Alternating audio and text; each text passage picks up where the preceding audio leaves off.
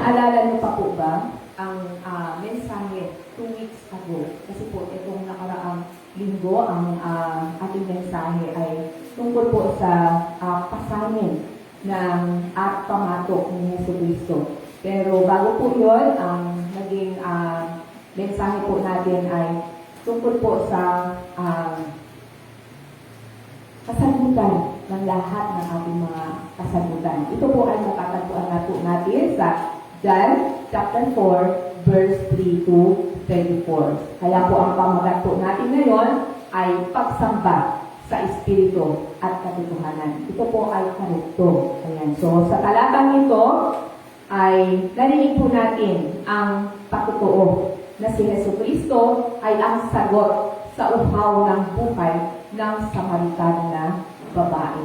Ayan. So, ang kanyang lagalag at magulong buhay, ayan, siya po ay nagpapalit-palit ng asawa. Nagkaroon po siya ng 6, ayan, na asawa. At sa bandang huli, nakuha niya ang sagot sa lahat ng problema ng kanyang buhay. Wala pong iba, kundi si Jesucristo lang po ang kasagutan. Ayan. Kaya po, kailangan po nating paniwalaan. Ayan.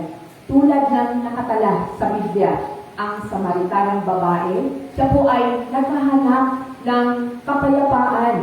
Ayan. Siya po ay naghahanap ng kaligayahan sa kanyang buhay. Ayan. Kaya po, siya po ay naghanap, ayan, ng master ng kanyang buhay. So, ang tinutukoy po na master, ito po ay naghanap po siya ng asawa. Ayan. Ngunit, ang Samaritanang babae ay patuloy na namumuhay pa rin na mayroong kauntagan o kauhawan. Ibig sabihin, meron pa rin po siya hinahanap sa kanyang buhay. So, ang kanyang 6 na asawa ay hindi pa rin ito naging tamang sagot, ayan, sa kanyang buhay. Kaya po, sa kabaligtaran, ayan, ang pang-6 po ng kanyang asawa ay nakadagdag pa ng kauhawan ng kanyang buhay. Tingnan niyo po, kapag tayo po ay gumagawa ng sarili nating paraan, ayan, mas lalo po tayo, nauuhaw ng kauhawan. Kaya po, ang tinutukoy po dito na asawa, ito po yung tumutukoy na pag-aari ng ating buhay. Ayan. Ito ang pagkakaroon ng lahat ng ating pag-asa at layunin, ayan, at dahilan para sa ating buhay. Kaya kapag sinabi natin, ay, magkakasawa na ako, para mayroong mag-buhay na sa akin, o sa kanya na natin iaasa lahat. Ayan. Kaya po, sabi po dito, ang asawa na tinutukoy po dito ay katulad ng asawang lalaki para sa babae at asawang babae para sa lalaki. Kaya kung papalitan natin ang kasarian ng Samaritanang babae maging Samaritanang lalaki, yan, ano naman po ang gusto ng Samaritanang lalaki na ang kanyang asawa ay hindi bukal ng kanyang buhay, kundi ito ay nagbibigay lamang ng kauhawan sa kanyang buhay. Kaya po, sinasabi ito na tayo po ba ay hindi nagtataka kung ang Samaritanang babae at ang mga lalaki ay hindi iisipin ang kanilang buhay kung saan o ayon sa kanilang asawang babae. Bakit? Ang dahilan kung bakit tayo nag-aasawa? Karamihan po sa mga lalaki ay umaasa din ng kaligayahan ng kanilang buhay mula sa babae. Pero, sinasabi po dito, walang sino mang lalaki, babae o asawang lalaki, ang asawang babae, ang maaaring maging sagot sa buhay natin. Lalo na po ang mga kabataan na kailangan na magising mula sa kanilang sobrang ilusyon o imahinasyon tungkol sa kabaligtaran ng kasarian o opposite sex. Huwag po tayo magpapangay ng kabataan. Sinasabi ng mundong ito sa atin na mayroong ibang bagay maliban kay Kristo na sagot sa ating buhay. Sinasabi ng mundo sa atin na maaari natin mahanap ang magandang buhay maliban kay Kristo. Kaya po, tinuturo po ng mundo sa mga bata ang ilusyon o imahinasyon. Ayan, sa same-sex na pagkatalik at ganun din po sa opposite sex upang ito ay maging master ng kanilang puso. Sinasabi ng mundo na ang trabaho at pera ay ang sagot sa buhay. Nahayaan na ang trabaho at pera ang maging master ng Panginoon ng kanilang buhay. Subalit, ang trabaho at pera hindi maaaring makapawi ng kauhawan ng ating kaluluwa. Ibig sabihin po, wala sa mundong ito ang makapawi ng ating kauhawan. Para tayo ay magpapagpala sa pamagitan ng kasal o pag-aasawa, trabaho at pera, kailangan natin na matanggap ang pinakatamang sagot. Ito ang ganap na katotohanan. Wala pong ibang katotohanan. Kaya po, ano ang ganap na katotohanan? Si Kristo lamang ang tamang sagot, mga kapatid. Si Kristo ay ang hari, ang propeta, at ang pari. Lahat ng kapangyarihan at kapamahalaan, lahat ng kaalaman at karunungan, at lahat ng katwiran at kabanalan ay na kay Kristo Jesus. Amen? Amen. So, ang mga tao naglalagay o nagpapakita ng kanilang mga sarili at mga nagkukwento ng kanilang buhay. Saan? Saan makikita kayo ng mga kwento ng buhay ng mga tao ngayon? Sa Facebook. Para saan? Para makakuha sila ng panlipunang pagtanggap at papuri. Ang ibang Kristiyano, lumalayo o lumalagpas na po sa pag-aanunsyo o pagpapakita ng kanilang buhay sa mga tao sa Facebook. Tingnan niyo po, makikita mo, ay may problema siguro to. Bakit? Kasi yung mga pinupost niya, yung kanilang buhay. Diba? Para saan? Para makuha niya yung attention. Ito ay problema na spiritual, na kauhawan, para sa panlipunang pagtanggap at papuri. Kapag ito ay lumaki at tumagal, kukunin na nito ang iyong oras at magiging dahilan na bumagsak ka sa kamay ng mga maling tao. Ang mga tao na lumilikha ng mga bastos na gustong ipakita ng mga larawan sa pamagitan ng kasinungalingan, kung saan nagiging sanhi ng malaking pinsala o kahihiyan.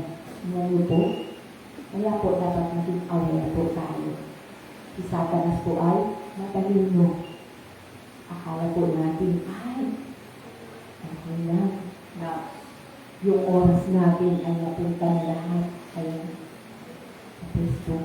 Kailangan natin malaman na walang anuman sa mundong ito ang maaaring makapawit ng ating panlipunang kauhawan. O kaya, alam niyo po ba, maging yung mga artista, yung mga awit, yung mga aktor, karamihan po, ayan, nababalitaan po natin, lalo na po sa Korea, sila po ay nagpapakamatay at gumagamit po ng droga. Bakit?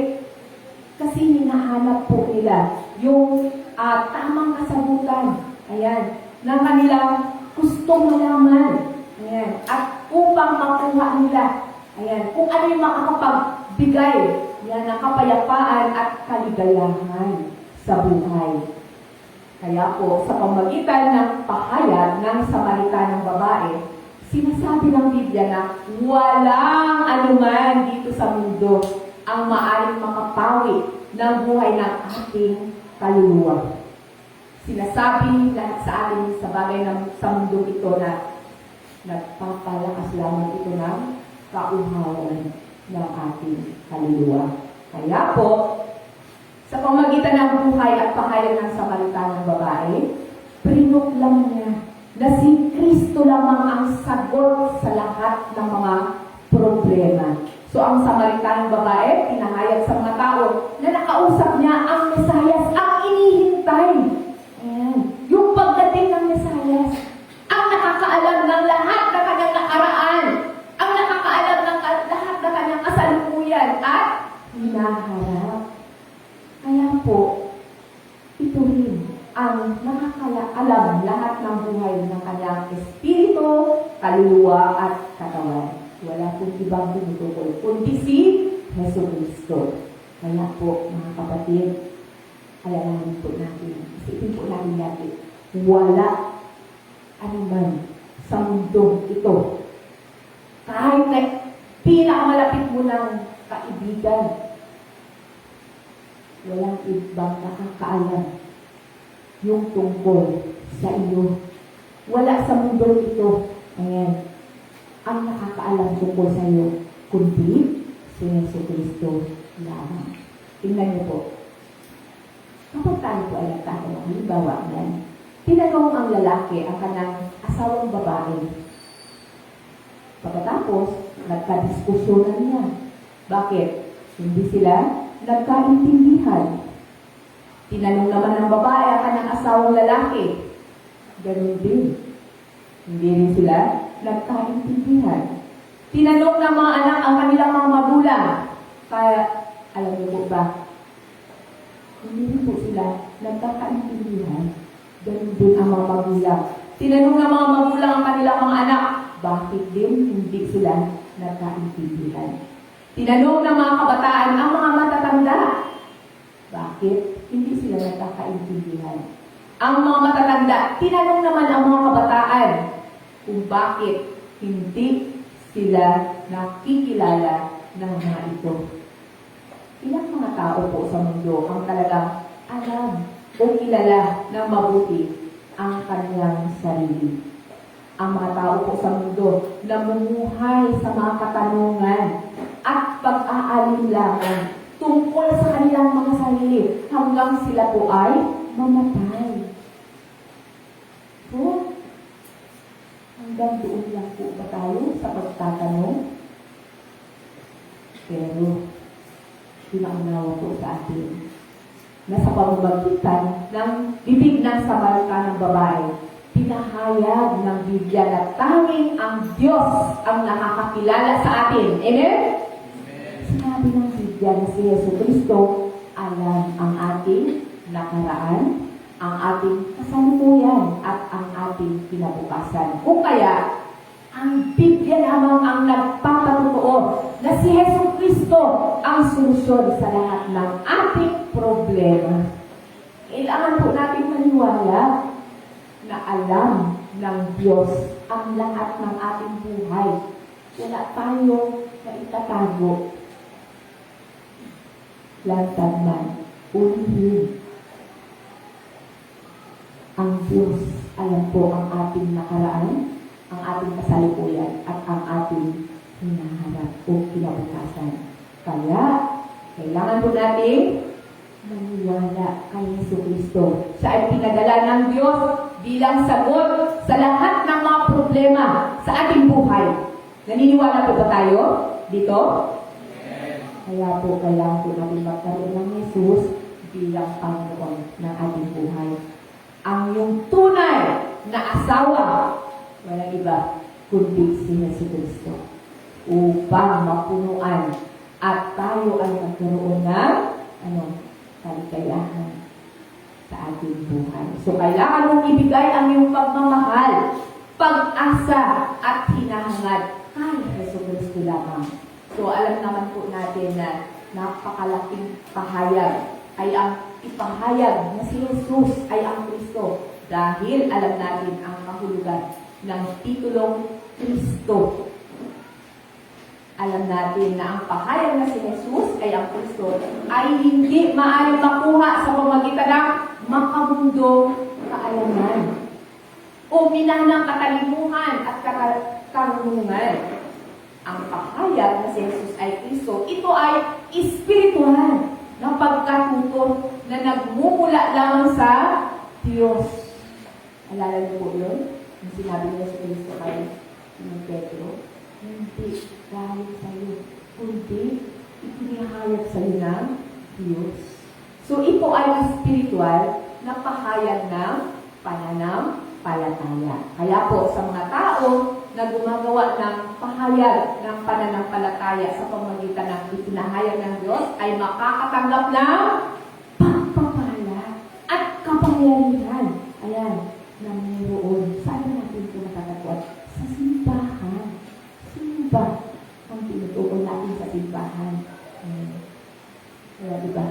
Kaya sa madaling salita, ang pagpapala ng langit ay darating sa atin. Amen. Kung kaya ang kapangyarihan ni Satanas, ang diablo at impyerno ay hindi maaaring makasira ng buhay ng nagpahayag na si Jesus ay Kristo at ang anak ng Diyos na buhay. Sa mga gumagawa ng ganitong pahayag, namumuhay ng buhay na napagtagumpayan ang mundo at ang lahat ng mga panalangin ay sinasagot.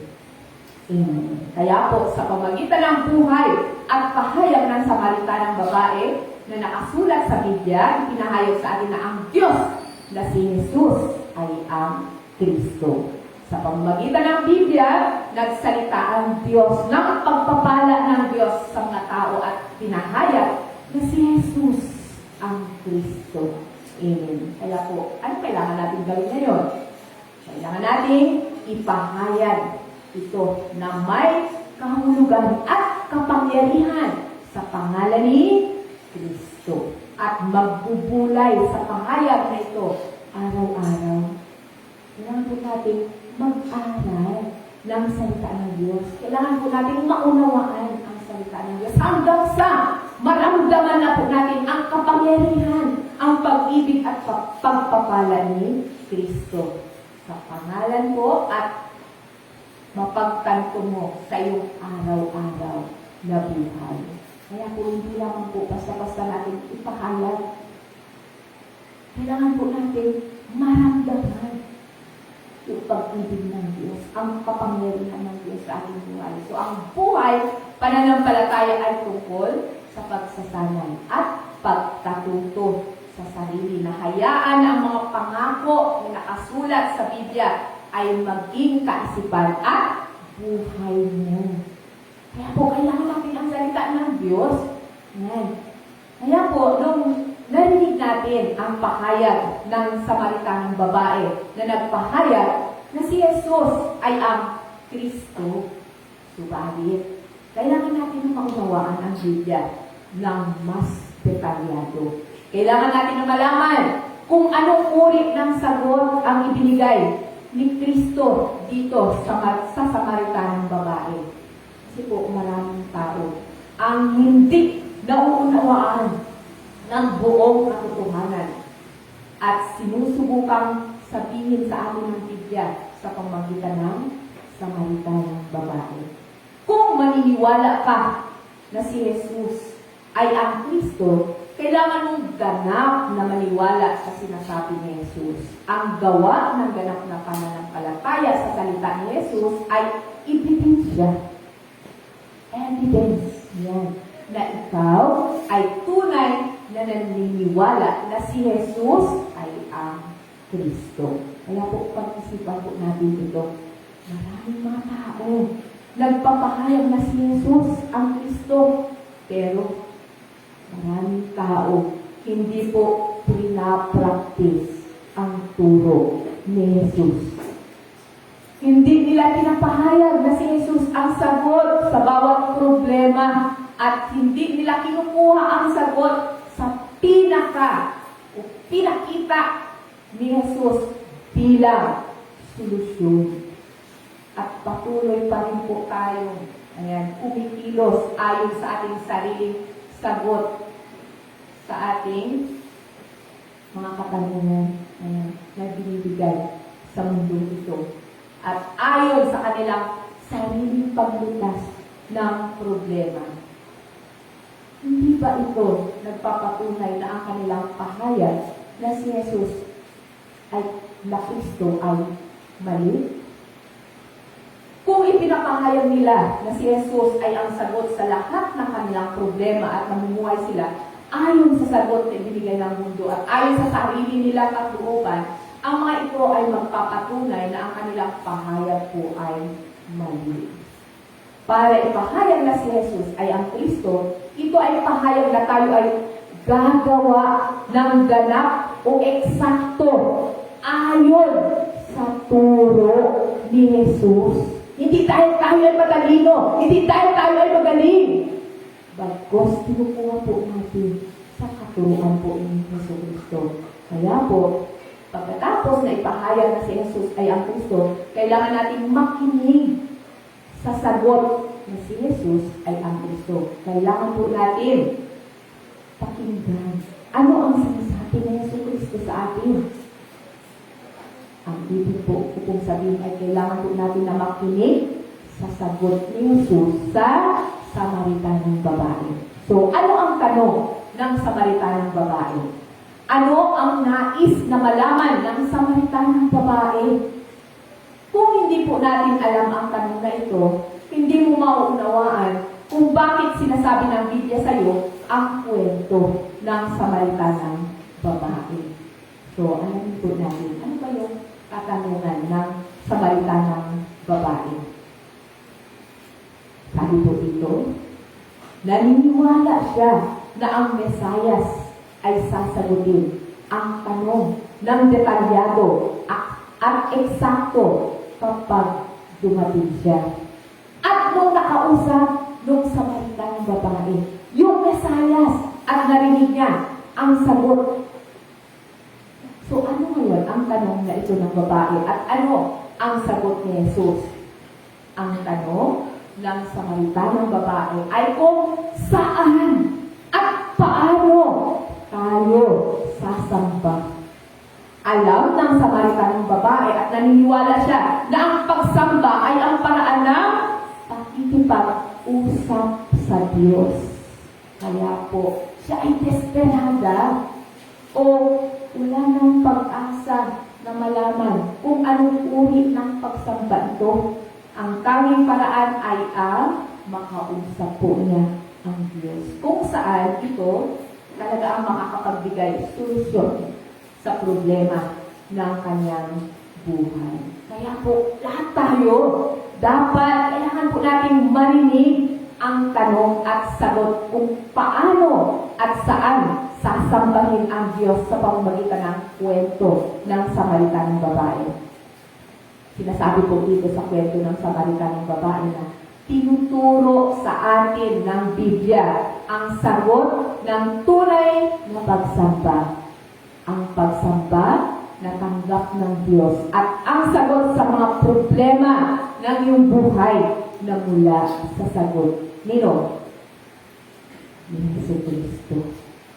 Kaya po, ang Samaritanang babae na ito ay naniniwala sa Diyos. Alam niya at naniniwala siya na ang makakapawi lamang ng kanyang kauhawan sa lahat ng kanyang buhay ay mula sa Diyos. Na ang makakapawi yan sa lahat ng kanyang mga hinahanap ay sa pamamagitan lamang po ng pagsamba. Kaya po ang babaeng ito ay pumunta sa pagsamba.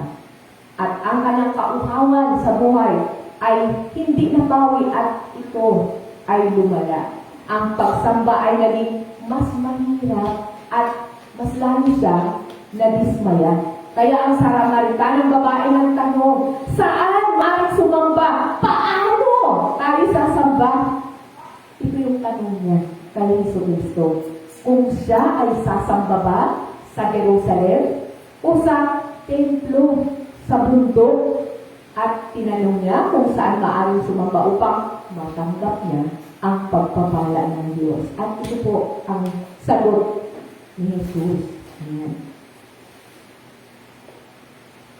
Ang Kristo na nakakaalam ng nakaraan, kasalukuyan at kinabukasan na buhay ng Samaritanang babae ang nakasagot lamang po. Walang iba kundi si Jesucristo. Kaya po, si Jesus ang sagot sa tamang pagsamba. Ito ang katotohanan. Kaya po, ano ang sagot ni Jesus sa pagsamba? Sinabi na hindi sa templo ng Jerusalem.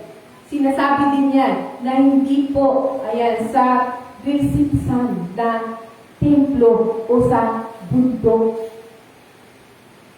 Sabi po dito, mga babae at mga lalaki, ang Israel ay hindi banal na bansa. Ang templo sa Jerusalem ay hindi banal na templo. Ang ibang mga simbahan, sumasamba ayon sa pagsamba ng mga Hudyo.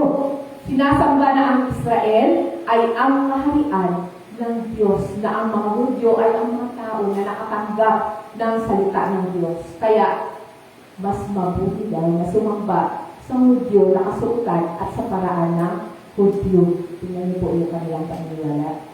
So, ang pagsamba na maaaring makapawi ng kauhawan ng ating buhay ay hindi po nakikita sa isang lugar. Ang pagsamba ay maaaring makapawi ng uhaw ng iyong buhay ay wala sa kahit na anumang uri ng pagsamba, kundi si Jesus lang, ang Kristo, ang sumagot. Ang pagsamba na maaaring makapawi ng uhaw ng iyong buhay ay ang pagsamba sa Espiritu at katotohanan. Ito po ang sinasabi ko sa John chapter 4, verse 21 to 24. Basahin po natin. Sinabi naman ni Jesus, maniwala ka sa akin, darating ang panahon na sasambahin ninyo ang Ama, hindi sa bundok na ito o sa Jerusalem. Hindi ninyo kilala ang inyong sinasamba, ngunit kilala namin ang aming sinasamba, sapagkat ang kaligtasan ay nagmumula sa mga Hudyo. Subalit, dumarating na ang panahon, at ngayon na nga, na ang mga tunay na sumasamba sa Ama ay sasamba sa Kanya sa Espiritu at katotohanan, sapagkat ganyan ang uri ng pagsambang ninanais ng Ama. Ang Diyos ay Espiritu at ang sumasamba sa Kanya ay dapat siyang sambahin sa Espiritu at katotohanan. Kaya po, ang pagsamba at si Kristo ay dalawang pinagtutuunan ng salita sa kwento ng Samaritanang babae. Nagtanong ang Samaritanang babae, saan ako maaaring sumamba at paano ako sasamba? Kapag dumating ang Kristo, sasabihin niya sa iyo ang tamang sagot. Sa pamagitan nitong Samaritanang babae, tinuro sa atin, ayan, ng Biblia, ang 5 bagay. Ayan. So, ang una ay ang kauhawan para sa buhay. Pangalawa, ang tunay na master ng buhay. Ang pangatlo, ang tunay ng pagsamba ng buhay. At ang pang-apat, si Jesus ay ang Kristo. At ang pang-lima, ano ang ating tunay na pagkain? Unahin po natin ang kauhawan ng ating buhay. Ang babae ay pumunta sa balon dahil sa uhaw ng mga makalaman. Ayan, nalalamunan. Subalit, ang kanyang tunay na kauhawan ay ang spiritual na uhaw. Itong spiritual na uhaw, kinakailangan mo na mapawi. Pagkatapos, hindi ka na po mauuhaw. Siya ay mag-uumapaw na may pagpapasalamat sa buhay. Amen. Kaya po, lahat po tayo ay mayroong kauhawan.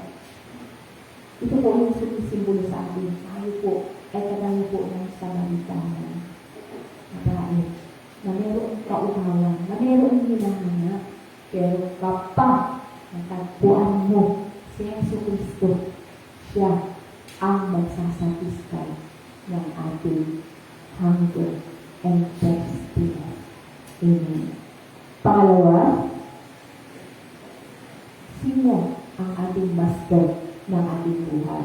Ang babae ay nagpalit ng Baal, ang master kung saan ang namamahala ng kanyang buhay ng 6 na ulit. Subalit, walang tunay na master sa mundo. Hindi ka makakahanap ng may-ari na makakapagbigay sa iyo ng layunin at kahulugan ng iyong buhay. Si Jesucristo lang po dapat ang ating master ng ating buhay. At ang pangatlo, ang tunay na pagsamba ng buhay. Ang babae po ay sumamba, subalit hindi na po naranasan yan, ang pagpapanumbalik ng Diyos, ang pagpapala sa pamamagitan ng pagsamba. Ito man ay sa templo ng Jerusalem o sa templo ng mundo. Bakit? Kasi hindi pa po na-encounter yung Messiah, si Kristo. Kaya po, yung pang-apat, ayan, kailangan po natin si Jesus bilang ating Kristo. Napag-isip-isip po ng babae. Naniwala at pinahayag niya na si Jesus ay ang Kristo. Ang solusyon ng kanyang problema. At ang panglima, yung ating tunay na pagkain, sinabi po sa atin ni Jesus, kung anong pagkain ang kailangan natin araw-araw. Higit sa lahat, ngayon kailangan natin na maging tagapuri sa Espiritu at katotohanan. Kailangan po natin matutunan at mas sigit pa at aktibong sumamba sa Espiritu at katotohanan. Dahil si Jesus, kung saan ang Kristo, sinabi niya, na upang makausap ang Diyos sa pamamagitan ng pagsamba, kailangan natin siya sambahin sa Espiritu at katotohanan. Kaya po ang pagsamba sa Espiritu ay ang pagsamba sa Diyos sa pamamagitan ng ating kaloob-looban kay Jesus. Ang ating kaloob-looban ay ang ating Espiritu sa Diyos. Kailangan natin sumamba ng buong puso natin at ang ating buong kalooban. Kailangan po natin panghawakan at panatilihin sa ating isipan ang ating nararamdaman upang sambahin ang Diyos. So, ang katangian ng tagapuri ay kinakailangan na maging espiritual na estado ng isang nakasakop ng kaharian ng langit. Ang katangian ng tagapuri ay kailangan na maging espiritual na estado na nakatuon, ayan, o may malakas na kagustuhan sa Diyos. Ang posisyon ng tagapuri ay kailangan ng espiritual na estado na umiiyak sa Diyos. Ang pagsamba sa espiritual na estado ito ay ang espiritual na pagsamba. So ngayon, tatanungin ko po kayo, ano ang iyong karakter sa pagsamba? Ano ang kalagayan ng puso mo sa pagsamba? Ito ba ay yung karakter at puso na sumasamba ng buong puso at kaluluwa? Ito ba ang katangian ng pakikinig ng salita ng Diyos na may konsentrasyon o nakafocus, umaawit, nananalangin, at nakikinig ka ba sa salita ng Diyos na may puso na nararamdaman at parang ikaw ay mamamatay sa espiritual na kauhawan? Ang katangian ng pagsamba ng mga pagpapahayag na si Jesus ay ang Kristo. Kailangan po natin sumamba sa Diyos sa Espiritu sa pamamagitan ng ating kaloob-looban, ang ating inunan.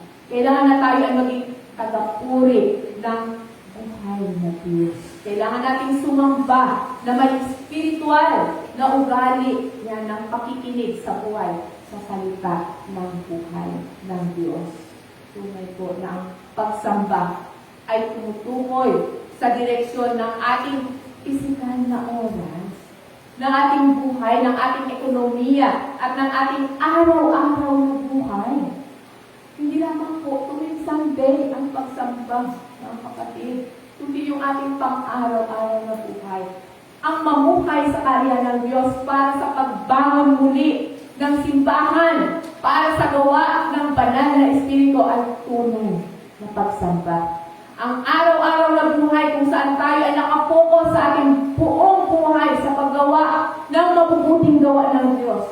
Ito po ang tunay na pagsamba sa Diyos. Kaya po sa modernong panahon ngayon, nilalagay ng mga tao ang kanilang sariling isip at paghuhusga sa kinalalagyan ng kanilang kaloob-looban.